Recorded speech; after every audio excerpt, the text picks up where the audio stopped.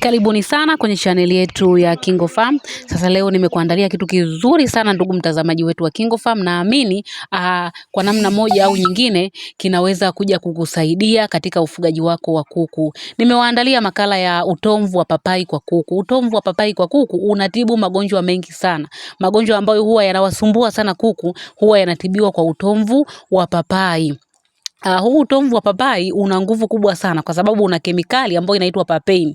Sasa hii kemikali ambayo inaitwa papain ina uwezo mkubwa sana wa kupambana na magonjwa yote ya bakteria pamoja na fungus kwa ufanisi mkubwa tena wa hali ya juu. Kama umeshatumia madawa mengi sana kutibu magonjwa ya bakteria pamoja na fungus na haujapata matokeo, basi leo hii nakushauri tafuta utomvu wa papai, halafu fanya kama ambavyo mimi nitakuelekeza leo hii. Kwa sababu ukikosea kwenye vipimo, kuku wako lazima waingie kwenye athari kubwa sana, wanaweza wakafa au wakadumaa.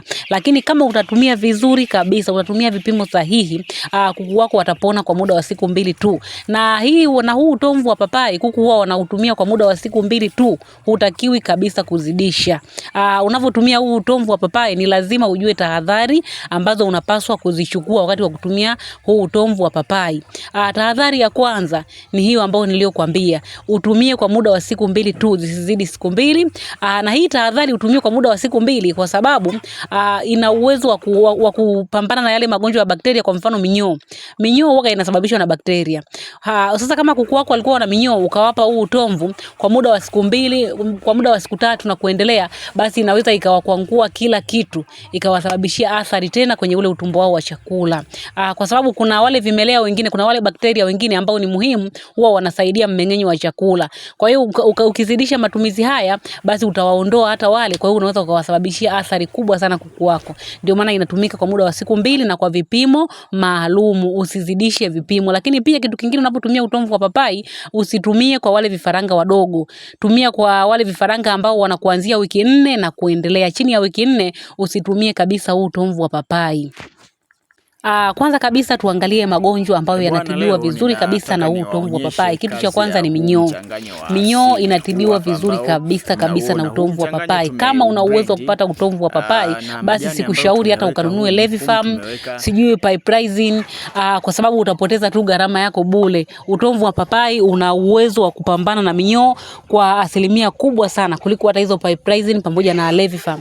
Na kwa muda wa siku 2 tu utaona kuku amejisaidia kinyesi ambacho kina minyoo, basi utajua kuku wako walikuwa wana minyoo. Lakini changamoto ya pili ambayo inatatuliwa kwa utomvu wa papai ni miharo. Miharo ambao unaizungumzia hapa ni ule muharo wa browni, kuna ule muharo mweupe, lakini pia kuna ule muharo wa kijani iliyopauka. Mara nyingi huwa inaambatana na njano iliyopauka, huwa tunasema ni kipindupindu cha kuku, wakati mwingine huwa inakuwa typhoid. Pia haya magonjwa yote ya miharo kama hii ambayo nimekutajia yanatatulika vizuri kabisa kwa utomvu wa papai. Kwa kuku ambao wana umri wa kuanzia wiki 4 na kuendelea, ukiwapa utomvu wa papai kama wana changamoto hii, basi magonjwa hayo hautayaona tena bandani kwako. Lakini kwenye upande wa hili papai tunaangalia sana magonjwa ya bakteria pamoja na fungus. Sasa utakapokuwa unatibu haya magonjwa, kitu ambacho nilisahau kukuhusia tangu hapo mwanzo ni kwamba hakikisha kitu cha kwanza banda lako umelisafisha. Unapotibu magonjwa ya bakteria pamoja na hii fungus kwa kutumia huu utomvu wa papai, basi kitu cha kwanza safisha banda lako vizuri, kisha mwaga jivu. Lile jivu litasaidia kuua wale bakteria ambao wanaendelea kusababisha ugonjwa huo, kwa sababu usiposafisha ukamtibu yule kuku ataenda kudonoa tena kile kinyesi ambacho kina hizo bakteria, itakuwa ni ngumu sana kuona matokeo. Kwa hakikisha unasafisha vizuri banda lako, unamwaga jivu, kama ni matandazo basi unayamwaga kisha unaanza kuwatibia. Kwa hiyo kitu cha pili ni hiyo miharo ambayo nimekwambia, hiyo miharo pia yote inatibiwa kwa vizuri kabisa kwa utomvu wa papai. Lakini kitu cha tatu ambacho kinasaidiwa hapa kwenye utomvu wa papai ni kwenye swala la mmeng'enyo wa chakula. Pia utomvu wa papai huwa unasaidia sana kwenye mmeng'enyo wa chakula. Na hapa kwenye mmeng'enyo wa chakula, kama unataka kufanya mmeng'enyo wa chakula ukae vizuri kwa kutumia utomvu wa papai, basi kinawekwa kiwango kidogo kabisa. Sio kile ambacho kinafanana na cha kuwatibia. Hapa huwa tunaweka kiwango kidogo kabisa kuliko kile cha kuwatibia. Kwenye kuwatibia tunatumia matone 4. Tunaweka matone 4 kwenye maji lita 1. hapo kwenye kuwatibia. Lakini ukija kwa upande wa kwenye kufanya mmeng'enyo wa chakula ili uweze kukaa vizuri, huwa tutaweka matone mawili tu kwenye maji lita 1. Kama una vifaranga wako wachache utawapa. Kwa hiyo kama una maji lita 10, basi utaweka matone 10. Utawekea kwenye maji yao ili uweze kurahisisha mmeng'enyo wa chakula. Ila kwa tiba ni kama nilivyokuambia, matone huwa yanaongezeka kidogo. Lakini kitu cha tatu ambacho kinasaidiwa sana na huu utomvu wa papai ni vidonda. Kama kuku wako wana vile vidonda ambavyo vinasababishwa na kupigana, au wamekatwa na bati, au na kitu chochote kile chenye ncha kali, au wamepigana wao kwa wao wakapata vidonda, basi huwa pia tunatumia huu utomvu wa papai kwa sababu una nguvu kubwa sana kwenye kuwasaidia waweze kupona. Lakini pia ukiupaka pale kwenye kile kidonda, hakuna bakteria au fangasi ambaye ataweza kuwasogelea ile sehemu, kwa sababu utomvu wa papai sio rafiki kwa hivyo vitu kabisa. Kabla hatujaendelea kuangalia vitu vingine, niwakumbushe sisi KingoFarm tunatoa huduma ya mafunzo ya ufugaji kwenye kundi la WhatsApp, ambapo unalipia ada ya shilingi 8,000 kwa muda wa miezi 2.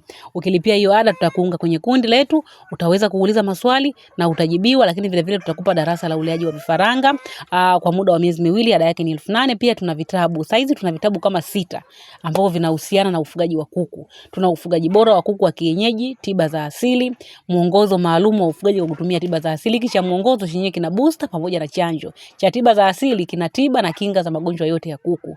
Tuna kitabu kingine kitabu cha ufugaji wa broiler, pia tuna kitabu cha safari ya ufugaji, hiki kwa ajili ya chotara na layers, hiki cha safari ya ufugaji. Lakini vile vile kitabu kingine ambacho kimeongezeka ni kile kitabu cha kutengeneza incubator ya bei nafuu. Kitabu hicho kinaelekeza namna ambavyo utatengeneza incubator ya boxi au incubator ya yale matilio mengine magumu. Kila kitabu gharama yake ni shilingi 10,000.